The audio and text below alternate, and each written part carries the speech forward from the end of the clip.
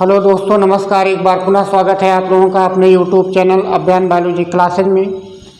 आज हम लोग पढ़ने वाले हैं लाइकेन का दूसरा पार्ट और आज लाइकेन समाप्त हो जाएगा। इसके बाद हम लोग स्टडी करेंगे ब्रायोफाइटा का। तो देखिए, लाइकेन में कल जहाँ तक हम लोगों ने देखा था उसके आगे से देखते हैं। लाइकेन में कुछ विशेष प्रकार की संरचनाएँ पाई जाती हैं जिन्हें सिफैली के नाम से जाना जाता है। तो ये सिफैली जो है ये छोटी गोलाकार धंसी हुई संरचनाएं होती हैं। जो लाइकेन का थैलस होता है उसमें गोलाकार छोटी छोटी संरचनाएं धंसी हुई प्रतीत होती हैं थैलस में उसके, और वो भी थैलस के लोअर सरफेस पर। इन्हीं को सिफैली के नाम से जाना जाता है। सिफैली का जो मुख्य कार्य होता है वो है एक्सचेंज ऑफ गैसेज। तो यहाँ से ये इम्पॉर्टेंट है, दो क्वेश्चन यहाँ से बन सकता है कि सिफैली किस में पाया जाता है? लाइकेन में। इसका काम क्या है? Exchange of gases.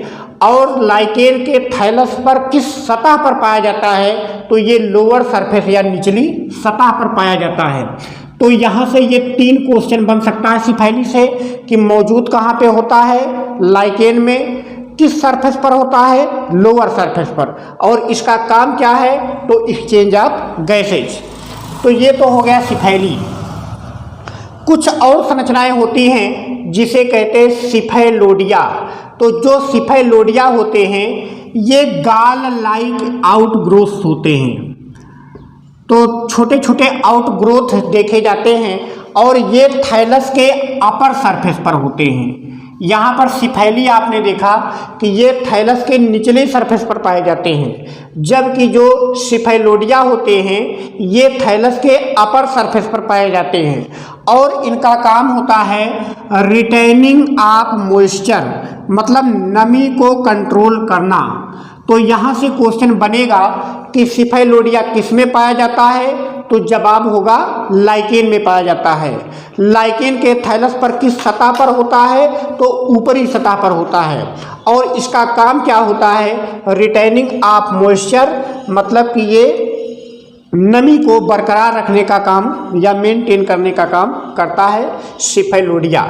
तो ये दोनों स्ट्रक्चर इंपॉर्टेंट है, सिफैली और सिफेलोडिया, जो क्रमशः लोअर सरफेस और अपर सरफेस पर पाए जाते हैं। इसके अलावा एक क्वेश्चन और पूछा जाता है कि इनमें से कौन सा एयर पॉल्यूशन के प्रति सेंसिटिव होता है या एयर पॉल्यूशन के इंडिकेटर के रूप में प्रयोग किया जाता है? तो इसका जवाब होगा लाइकेन, क्योंकि जो लाइकेन है ये सल्फर डाइऑक्साइड के प्रति सेंसिटिव होता है। जहाँ पर सल्फर डाइऑक्साइड की मात्रा ज़्यादा होती है वहाँ पर इनकी थैलस में कुछ चेंजेज आ जाता है, जिसको देख करके ये पता लगाया जा सकता है कि यहाँ पर सल्फर डाइऑक्साइड की मात्रा ज़्यादा है, अर्थात यहाँ की एयर जो है वो पॉल्यूटेंट है, प्रदूषित है। तो ये क्वेश्चन मोस्ट इम्पॉर्टेंट है, पूछा जाता है वायु प्रदूषक के इंडिकेटर के रूप में किसका प्रयोग किया जाता है? तो यहाँ से इसका जवाब हो जाएगा लाइकेन्स का प्रयोग किया जाता है। इसके बाद अब हम देखते हैं लाइकेन का इकोनॉमिक इम्पोर्टेंस, आर्थिक महत्व। पहला है एज फूड, भोजन के रूप में। कुछ लाइकेन जैसे डर्मेटोकार्पान मिनिएटम और सिट्रेरेरिया आइसलैंडिका, इनका प्रयोग कुछ जगहों पर भोजन के रूप में किया जाता है। तो यहाँ से क्वेश्चन बनेगा कि इनमें से किस लाइकेन का प्रयोग एज ए फूड या भोजन के रूप में किया जाता है? तो आप ध्यान रखेंगे डर्मेटोकार्पान और सिट्रेरेरिया का प्रयोग भोजन के रूप में किया जाता है। इसके बाद दूसरा यहाँ पर है एज फोडर, चारा के रूप में। जानवरों की चारा के रूप में भी कुछ लाइकेन का प्रयोग किया जाता है, जिसमें क्लेडोनिया रेंजीफेरिना प्रमुख है। क्लेडोनिया रेंजीफेरिना का प्रयोग आर्कटिक क्षेत्रों में, जो आर्कटिक ध्रुव है, उत्तरी ध्रुव है, वहाँ पर रेंडियर पाए जाते हैं। उस रेंडियर के चारे के रूप में यहाँ पर क्लेडोनिया रेंजीफेरिना का प्रयोग किया जाता है। इसीलिए इसे क्लेडोनिया रेंजीफेरिना को रेंडियर मास के नाम से भी जानते हैं, कल वाले लेक्चर में हमने बताया था कुछ लाइकेन का कॉमन नाम, तो वहाँ पर हमने बताया था कि रेंडियर मास के नाम से किसे जाना जाता है, तो इसका जवाब था क्लेडोनिया रेंजीफेरिना। क्यों? क्योंकि रेंडियर के चारे के रूप में प्रयोग किया जाता है क्लेडोनिया रेंजीफेरिना का। इसके बाद अगला है एज डाई। कुछ लाइकेन से डाई प्राप्त होती है, जैसे यहाँ पर रोसेला की प्रजातियों से एक पदार्थ निकलता है आर्चिल। इस आर्चिल को जब प्यूरिफाइड किया जाता है तो आर्सिन नामक एक डाई प्राप्त होती है। तो यहाँ से क्वेश्चन बनेगा कि इनमें से कौन सी डाई लाइकेन से प्राप्त होती है या किस लाइकेन से डाई प्राप्त होती है, तो इसका जवाब हो जाएगा रोसेला से। इसके बाद अगला है लिटमस। ये भी मोस्ट इम्पॉर्टेंट है, पूछा जाता है कि लिटमस पेपर किस लाइकेन से प्राप्त होता है या किससे प्राप्त होता है। किससे प्राप्त होता है तो लाइकेन हो जाएगा, और लाइकेन में भी किस लाइकेन से प्राप्त होता है तो जवाब हो जाएगा यहाँ से रोसेला मॉन्टेग्नी। तो रोसेला मॉन्टेग्नी की प्रजातियों से लिटमस पेपर प्राप्त होता है, जिससे एसिड और बेस का पता लगाया जाता है।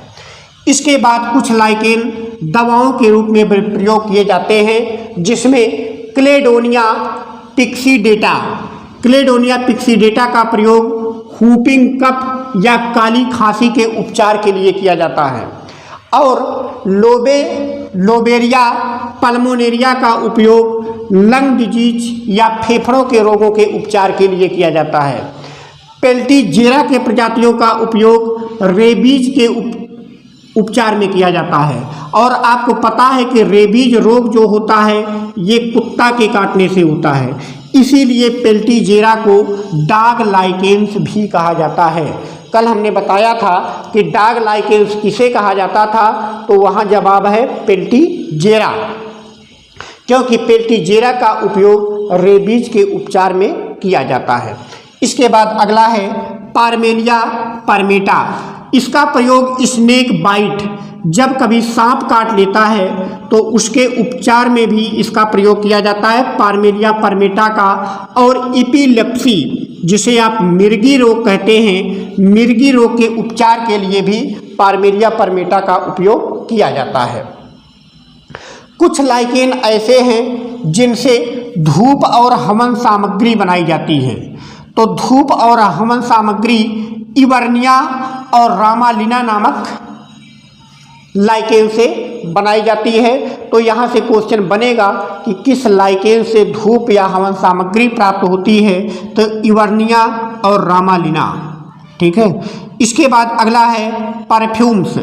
परफ्यूम्स भी कुछ लाइकेन से मिलता है, जिसमें लोबेरिया और इवर्निया, जो ऊपर आपने धूप वाले में पढ़ा है वही इवर्निया और लोबेरिया, इनसे परफ्यूम भी प्राप्त होता है। इसके बाद अगला है टैनिंग ऑफ लेदर। लेदर के टैनिंग के लिए यहाँ पर सिट्रेरिया आइसलैंडिका का प्रयोग किया जाता है या फिर लोबेरिया पल्मोनेरिया का उपयोग किया जाता है। तो ये भी इम्पॉर्टेंट है, टैनिंग ऑफ लेदर के लिए किस लाइकेन का यूज होता है, तो सिट्रेरिया आइसलैंडिका और लोबेरिया पल्मोनेरिया। इसके बाद यहाँ पर देखिए कुछ ऐसे लाइकेन हैं जिनसे एंटीबायोटिक प्राप्त होती है, जैसे असनिया और क्लेडोनिया। इनसे एक एंटीबायोटिक निकलती है जिसे असनिक एसिड कहते हैं, और इस असनिक एसिड का उपयोग ट्यूबरकुलोसिस या टीबी रोग के उपचार में किया जाता है। तपेदिक रोग जिसे आप कहते हैं, तो टीबी रोग के उपचार में किया जाता है असनिक एसिड का प्रयोग, जो कि असनिया और क्लेडोनिया से प्राप्त होती है। यहाँ पर एक और मोस्ट इम्पॉर्टेंट क्वेश्चन है कि जो असनिया होती है ये बहुत ही ज्वलनशील होती है। असनिया हाई इन्फ्लामेबल होता है, जिसके कारण जंगलों में आग लग जाती है। तो यहाँ से ये क्वेश्चन बनता है कि इनमें से कौन सा ऐसा लाइकेन है जो जंगलों के आग का कारण बन जाता है, तो इसका जवाब होगा असनिया। ये कई बार टीजीटी के एग्जाम में पूछा गया है। तो इस प्रकार से लाइकेन का इकोनॉमिक इम्पोर्टेंस समाप्त हुआ। आज लाइकेन पूरी तरह से समाप्त हो गया। अब आगे के लेक्चर में हम लोग पढ़ेंगे ब्रायोफाइटा। तब तक के लिए नमस्कार। वीडियो को ज़्यादा से ज़्यादा लाइक, सब्सक्राइब और शेयर करते रहिए। धन्यवाद।